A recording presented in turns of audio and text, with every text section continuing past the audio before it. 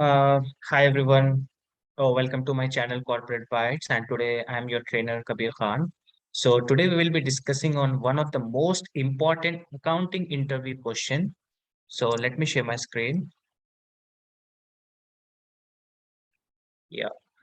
So today we will be discussing about one of the most important accounting interview question, which the interviewer asked in most of the multinational companies, like what's the difference between the accrued expense and the outstanding expenses. And I've seen most of the freshers get confused in between this accrued expense and outstanding expenses, and most of the time they will consider both the expenses as the same. So in this short video we will be discussing the main difference between the accrued expense and the outstanding expenses. So an accrued expenses indicates that the expenses has been incurred but is not yet due for the payment. So accrued expenses are those expenses which have already been incurred, but it is not yet due for the payment. Whereas the outstanding expenses indicates that the expenses has been incurred and past due for the payment.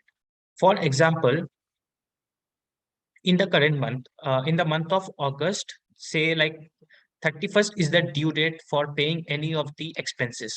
So before the 31st, we will book those expenses as in accrued expenses because these are the expenses already due but not yet due for the payment. Whereas the outstanding expenses after 31st of the August, those expenses are considered as a outstanding because the payment due has been passed.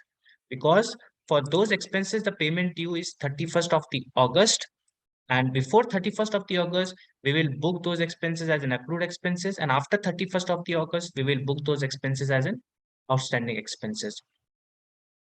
So simply until the due date of the payment. So until the due date of the payment, that is 31st August, we will call this as an accrued.